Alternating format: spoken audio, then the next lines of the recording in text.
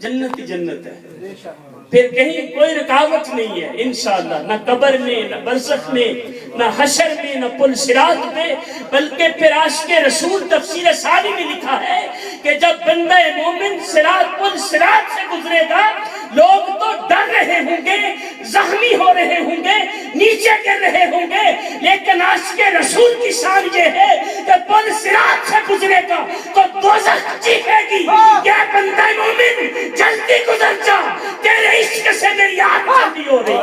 نعرہ تکبیر، نعرہ رسالت۔ تو اسے جو دوزخ چیخے گی کہ جلدی گزر، تیری وجہ سے میری آنکھ ٹھنڈی ہو رہی ہے۔ کیسی شان ہے بندہ حقیقی مومن جو عاشق رسول ہے۔ اللہ تبارک و تعالی ہمیں حقیقی عاشق رسول بنائے اور ہم تن من دھن سب کچھ ان کی ذات پر، ان کے نام پر قربان کرنے کی توفیق دے۔ جب صحیح عشق میں کہ جو سٹینڈر ہے، معیار پہ بندہ پہنچتا ہے تو پھر تو سمجھ لیتے ہیں کہ میرا تو کچھ بھی نہیں، میرا سب کچھ اللہ اور اس کا رسول ہی ہے، اور یقیناً سب کچھ وہی ہے۔ دنیاوی مال و متاع کچھ نہیں ہے، دنیاوی مال و متاع کی کوئی اصلیت ہوتی تو یقیناً ابو بکر بھی کچھ چھوڑ آتے گا، جو تھا، جو حقیقت تھی وہ چھوڑ آئے تھے، سب کچھ لے آئے۔ جب آقا کونین صلی اللہ علیہ وسلم نے پوچھا کہ گھر والوں کے لیے کیا چھوڑا ہے، تو فرماتے ہیں بقیت لہم اللہ و رسول، ان کے لیے اللہ اور اس کا رسول چھوڑا ہے۔ کیسی بات ہے۔ تو اللہ تبارک و تعالی ہمیں حقیقی محبت عطا فرمائے، سچا اور پکا عاشق رسول بننے کی توفیق عطا فرمائے۔ میرے پیارے اور محترم اسلام بھائیوں، یقیناً آپ کے علم میں ہوگا، ایک خوشخبری بھی سنانی آخر میں۔ الحمدللہ دعوت اسلامی جو کہ یقیناً اہل سنت کی سب سے بڑی تحریک، بلکہ کل ہی بلیک برن میں گئے ہوئے تھے تو وہاں جامعہ اشرفیہ سے فارغ التحصیل علامہ صاحب صدیق مصباحی صاحب، وہ کہتے ہیں میں نے صاحب بار شریعت صدر الشریعہ امجد علی اعظمی رحمت اللہ تعالی علیہ کے بیٹے محدث کبیر، ان کی بارگاہ میں عرض کی، پوچھا کہ یہ دعوت اسلامی کیا ہے، یہ تحریک شروع ہوئی ہے تو یہ کیا ہے؟ تو کہتے ہیں انہوں نے فرمایا کہ یہ شپ ہے، شپ ہے جو جنت کی طرف جا رہا ہے، اب جس کی مرضی ہے اس میں سوار ہو جائے۔ محدث کبیر ان کو پاک و ہند کے علماء نے ٹائٹل دیا ہے۔ محدث کبیر کا مطلب سب سے بڑا محدث جو ہے، وہ فرما رہے کہ دعوت اسلامی ایک شپ ہے جو جنت کی طرف جا رہا ہے، جس کی مرضی ہے وہ اس میں سوار ہو جائے، جنت میں پہنچ جائے۔ تو ایسی پیاری تحریک۔ اور ایک اور علامہ صاحب وہاں ہی تھے، انہوں نے ایک اور بزرگوں کا بتایا کہ میں نے، وہ بھی انڈیا کے تھے، ان سے پوچھا کہ یہ دعوت اسلامی کیا ہے، فرمایا کہ یہ تو اہل سنت کی آنکھیں ہیں، وہ دعوت اسلامی کہ جو علماء کے ہاں جس کا مقام اتنا ہے۔ اور عبدالقیوم ہزاروی صاحب رحمت اللہ تعالی علیہ فرمایا کرتے تھے کہ اگر دعوت اسلامی نہ ہوتی تو ہمارے بیٹے جو ہیں، ہمارے بچے بد عقیدہ ہو جاتے۔ اور ایک عالم دین انڈیا سے پاکستان آئے، فیضان مدینہ جب پہنچے کراچی، سیڑھیاں چڑھ رہے تھے تو جب وہ نظر اٹھا کے دیکھا تو یقیناً وہاں بھی جب دیکھیں دستار آ رہی ہے زمین پر، ایسا وہ اتنا بڑا فیضان مدینہ، تو دیکھ کر کہتے ہیں اسی وقت انہوں نے کہا کہ امیر اہل سنت نے تو فرض کفایہ ادا کیا، اگر یہ کام نہ کرتے تو ہم سارے مجرم ہوتے۔ وہ عالم دین فرما رہے ہیں تو امیر اہل سنت نے یہ فرض کفایہ ادا کر کے ہم سب کو اس سے بری کر دیا۔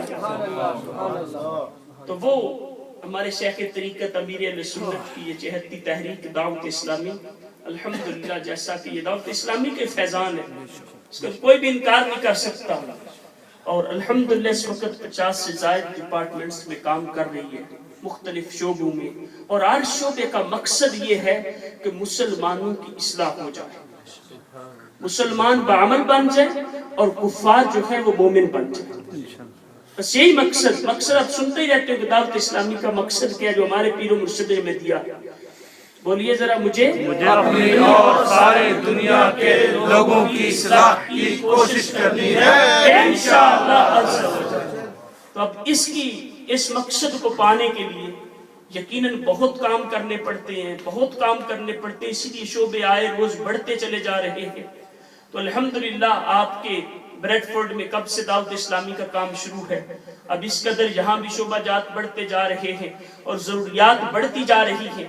تو الحمدللہ یہاں دعوت اسلامی نے تقریباً اسلام بھائی کے علم میں ہوگا کہ نیا فیضان مدینہ خریدنے کا ارادہ کیا، اور الحمدللہ وہ ڈیل بھی ہوگی، ہماری بل ایکسپٹ بھی ہوگی. اب اس کے حوالے سے کلیکشن جاری ہے. تو تمام اسلام بھائیوں کی بارگاہ میں اپیل ہے کہ آپ بھی اس سعادت کا حصہ لیں. یہ جو سعادت بٹ رہی ہے آپ بھی کوشش کریں کہ مجھے بھی حصہ مل جائے. لیکن رب کے کام کبھی رکے نہیں، وہ خود مسبب الاسباب ہے، وہ کسی پر ڈیپینڈ نہیں کرتے. یہ ہماری سعادت ہے کہ ہم کوئی حصہ ڈال لیں اور ہمارا دیا قبول ہو جائے. کراچی فیضان مدینہ آپ دیکھتے ہیں جب اس کی جگہ کا سودا ہوا تھا، باپا فرماتے ہیں کہ جس سیٹ سے ہمیں سب سے زیادہ امید تھی نا کہ بہت وہ زیادہ پارٹیسپیٹ کرے گا، بہت زیادہ دے گا، پاپا فرماتے ہیں کہ جب سودا آ گیا بڑی خوشی سے اس کے پاس میں خود گیا چل کے اس کو بتایا کہ ماشاءاللہ ہماری وہ ہو گئی ہے، ڈیل ہو گئی ہے، جگہ مل گئی ہے، تو اب آپ کا تعاون درکار ہے. پاپا فرماتے ہیں اس بیچارے نے ایک روپیہ بھی نہیں دیا. اس پر ہمیں امید تھی، 1 روپیہ بھی نہیں دیا. اب آپ سوچو کہ کتنا وہ بد قسمت تھا.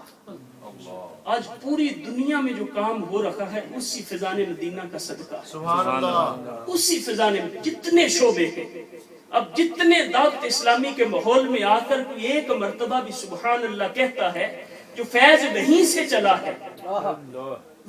چلا ہے تو بتائیں جس بندے نے اس میں حصہ ڈال لیا تھا ان کے نامہ اعمال میں کتنی نیکیاں ہر سیکنڈ میں جاتی ہیں.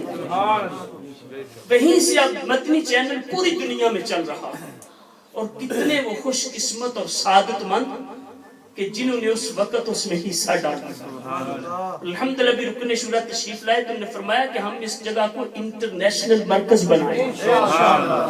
تو یہاں سے پوری دنیا میں قافلے جائیں گے، مختلف ممالک سے اسٹوڈنٹ آئیں گے، عالم بنیں گے. یہاں سے آپ کے بچے حافظ بنیں گے، آپ کے بچے عالم بنیں گے. یہاں سکول بھی ہوگا جہاں دینی اور دنیاوی دونوں تعلیمیں آپ کے بچوں کو دی جائیں گے اور انشاءاللہ فری آف کاسٹ دی جائیں گے. اور ایک مرتبہ صرف آپ کو تکلیف دیں گے، وہ بھی ہم کہتے ہیں تکلیف دیں گے، حقیقت میں تکلیف نہیں، سعادت ہے. سعادت ہے جو اس میں حصہ لے لے، کسی کی ذات کے لیے نہیں، اللہ اور اس کے رسول کی رضا کے لیے.